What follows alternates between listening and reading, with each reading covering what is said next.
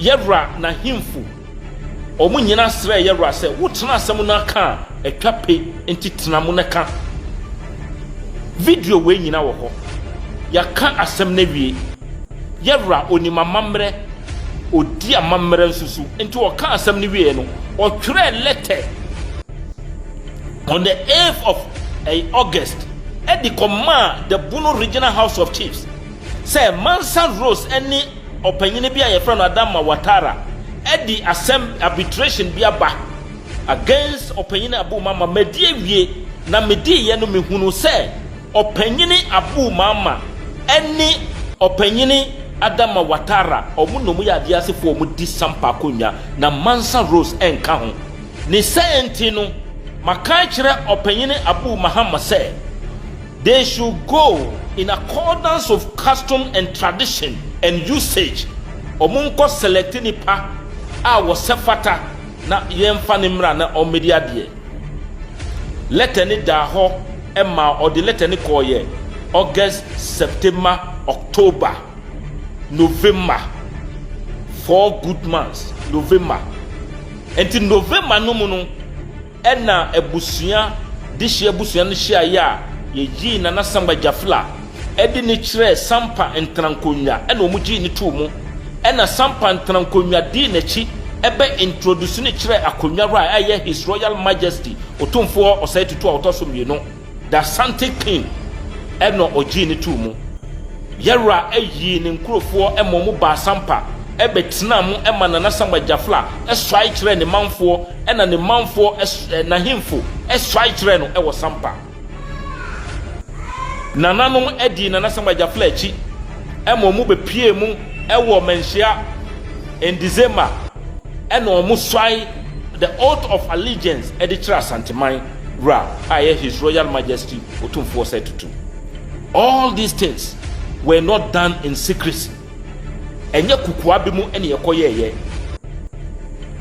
enti se obi da so ka se obi be so camera to nanim enam se opese nipa mienu be kliki na Facebook fo ama ne sika kakra bi ntino na opese woka ensem na odi gu asanteman ne mu ase a hwan na oni asanteman akoda wadi nkonim da hwan na oni asanteman betimi ako ema waka se wadi nkonim asanti eyoman omaya ye chichiri yansa na ye chichiri Ghana enti mesramo se binomu ba online no mu ye omu kan to trasem ni ye keka wa just ignore them ebusiafo me san hu ade ba ko bi a ye omu di tu Facebook about the nana CD form of feeling ye irresponsibility of the Bono Registrar Bono Regional House of Chiefs Register or you're irresponsible and nothing or leaky form no nana Dormaahene and Sampamanhene it is irresponsible on their part said document fill the amount court to actually say forwarding now be leaky but we don't have any problem with it. People were calling to ask me say Nana Samba Jafla STT said there are 3 gates and na Yerua can say there are 2 gates and Yerua Anka said there are 2 gates.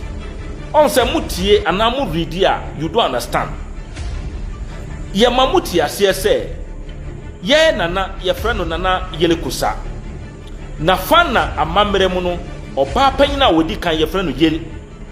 Ni otoso mienu ye friend ya, ni otoso miensa ye friend nyini. Enti ye wu ye nana ye friend yele no na kire ma no mu ye ntafo ema mienu. Enti e science na ye wo oba panyina ye friend yele no ye be kan bio mu antafo no ye be sha ase afri second and third. Enti ata panyine no ye friend no yana ata kakra no e friend no nyini na yele kosa no e na sifo no yen a nana Samba Jafla efri mu de shikronkron ye ene ye yempanyinefo enti wo ba sampa na fana amamre mu no there are some responsibilities are only reserved for the elders in the stool. Empanyinefo a omuwo akonwa no mu no omu ena sa dwumadie sunko bi no ye de ma wo. Ne ye di kan emme biara ewo within the traditional area no it is solely reserved for the elders. Ne etoso mienu say ye beyi queen mother for market. The person must come from that family. Omu nana na ye panyini. Ni etoso biom. Ansa na ye nana no mo ba chichiri kuro no. Omu yi apaye kasa kire kuro no kasase ne se bo aye na ye ntena ha.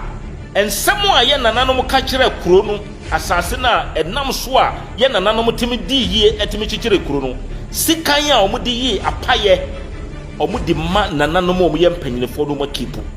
Sa sikan no ewo me ne wo ka se ewo me offer abusua panyini abu mama ho a ewo ne ho. There are a lot of privileges solely reserved for the elders in the royal gate. Ye nana otoso mienu a oye nyine na no onu na sifo ni Adama Watara nom. Na sifo ni Adama Watara nom se uba Adama Watara nom lan ube hunu se baako nana akosia mantoaja onu na wo Adama Watara nom line enna oni nua baako ye friend nana ladi omu nso ewo ho emmera na ye twimanso nyina Adama ni ofo nimpon no wo ye panyini sin Adama no odi echi emmera ye form plot allocation committee Adama ni ofa ye friend kwakweli sampafo mu nim no onu na wo ye rep ye busua no rep anu wagina ehoma ye because onim se ye ne ye moja because onu kra na di mimi nana ye frɛ no kwakusiedu ona di na de opanyini kwakusiedu ena di edu kwaku a wo ye nana kofi so no ne nua na de. The third gate eya atakakra ye frɛ no nyini na owari sambre no na sa papa no di somafo akonwa soma odi ye no ndi awie no mutu no enu odi ekotena asiri enti ekọ enu woni ye nana ye frɛ no nana nyini na ekotena ya owu ne ma abena sranom ene ne keka ho enu owu omu nyina wo ho enti the three gates yen ye nana yelikosa asifo Adama Watara no mu a ene omu ka ho omu ye nana yanda asifo nana kofi sununum nana kojo akumia awoya champihinim ko janum eni ko sunnum omabusua ene nana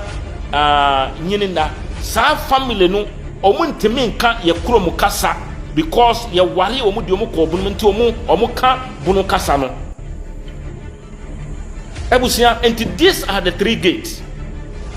ento hwe emra sampa nkonwa semu ba ye krampo no medi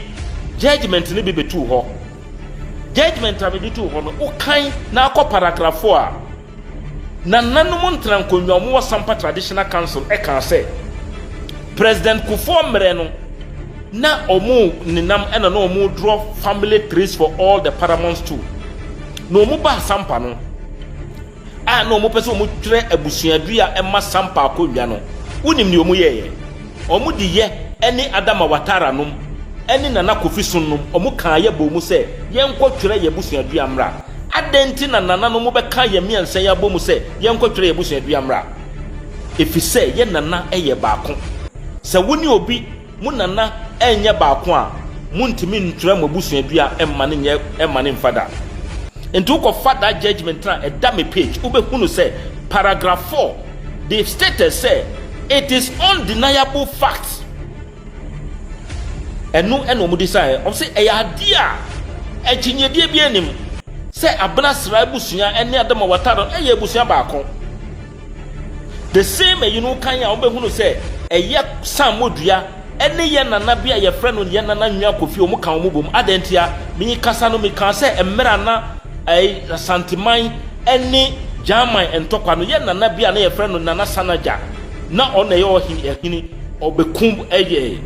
saa ye nana na ye frɛ no nana sanaja no na ni nana wa bema a ye frɛ nana nwa kofi emre bi duru ye nana no mane bedi ade even though say no ye bema asini obedi ye onu ni mre su en woto abaya bia na ye frɛ no na bina no bewu masel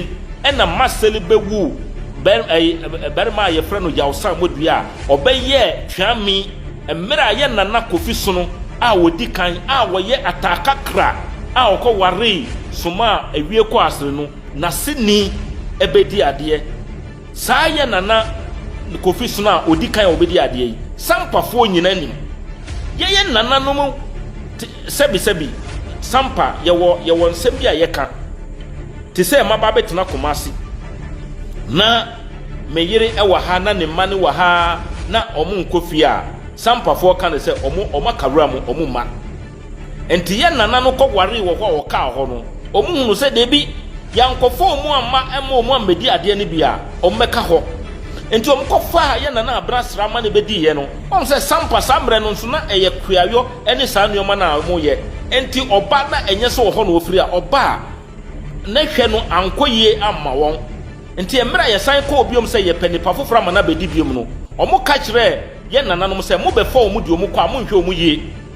enti ye ni bi di mamu na mbom ba ko bi wo central region wanya abanyama ne mutimi kodwudwa no gine dia na mo de ne kɔ ne oye de menka ba de nana no mo kɔye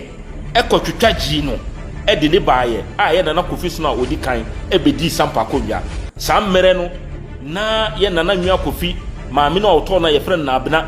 a obewu maami bi ye friend Masel a Masel wu samodua na samodua e wa ahemfi ho nti ono ene ye nana Kofi Suna nana ekɔ a eba a oye ne twame enumu a oye mre no ka kire adehye abusua no se menim se samodua onye adehye wodi ade na mmom manso a menes ye ne somafo ni ayefo etwinti no mu maneni ade na me free mu a watimi ato manso ne so the benevolence of our great our ancestors no munim se nipa titi no wodi ade we ma obi na enye ne dia na wuwie na wobegi a odi bema wo na na mafo waso kamera si ne sukura wodi amane no wuwie na wobegi a obeka kire wo se enye wodi a enu na nam so a eye samodua no wo ye twame bedi ade a ene nasifo ka se abo edishibusua bi eto mu ho amomu na akofa judgment na adentina ye ka se emasifo ye nkogina na ye ntwere na omu nyire omu nkogina nchen enu de Sampa traditional council kan no ne de omu de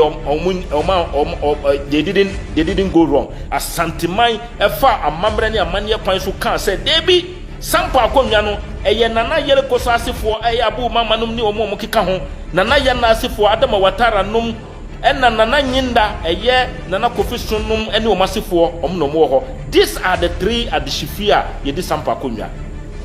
ti nana Samba Jafla e fili ni form no na o ka se miensa ebinum nso ka se nana Samba Jafla e twere wo se it is not rotational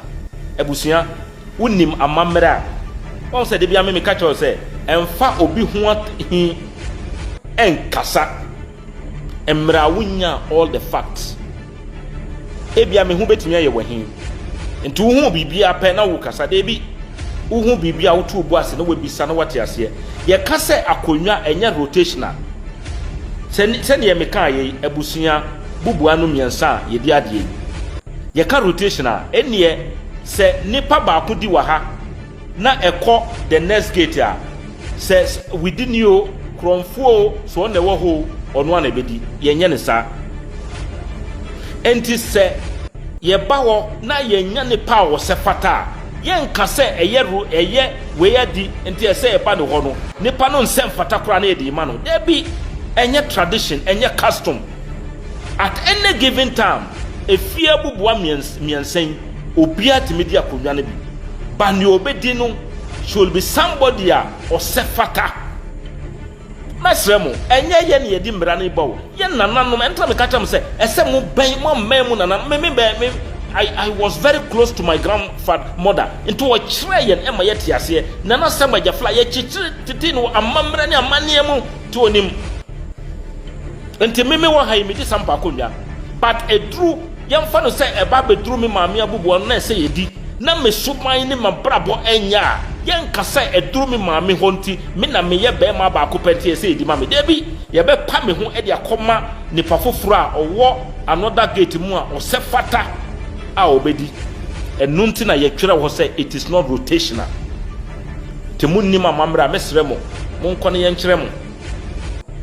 enti eno nso eno ne ne ka ho ne etoso biom yesi nana samajafla eka se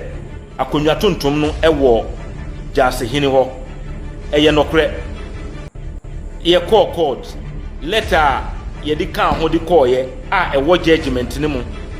Jaasehene ankasa etwere letter eka se ye kopie mu wo menhia ye wura ka kire ne se ahemfie ho ne najapade onhwe so letter no da ho. Why are you people trying to so hard to understand simple truth? But you demand nothing when people are lying to you. Obi kan okure kire mu a mo pese wodi wiase adansedie nyina bremu ansa na mo agedi. Nemmom obi twantro a kire mu a mo mmisa nipa ne question ba akokrampo adan otan ni ahoye a ene ma mo yesa nioma no. Enti Jaasehene twere letter edi ba se Yera yebsha wo menhia no one of the sittings of the efie won ne nnuoma japade anyina hye ne sase wonhwe so na se yedi efie wo japade a eye akonwa tontom no ka ho se hwe so na onkrofo ana support mo adifo ne yesi fabra na won si won fa ma mo fi se ye yagim yemfa gidigidi ne yemeye na nkrofo mfiri mu ne yense ye kuro no efi se enye modia yenye saa akonwa tontom no eye akonwa no japade enti nana samajafla enam amamra ne amanye kwan so ne mmra kwan so wie na bibia to a obefa mmra so no dia retrieve eno ntina ukofa eye case bia esi wo your friend saying esi wo recently ewo ye kwa abadu